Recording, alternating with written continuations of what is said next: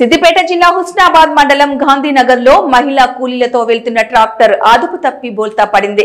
నాటేసి ఇంటికి వెళ్తున్న సుమారు 20 మంది కూలీలు ట్రాక్టర్ వస్తుండగా అదుపు తప్పి బోల్తా పడింది. దీంతో 10 మంది మహిళా కూలీలకు గాయాలయ్యాయి.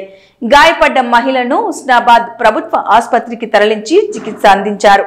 స్వల్ప గాయాలతో మహిళా కూలీలు బయటపడడంతో పెను ప్రమాదం తప్పింది.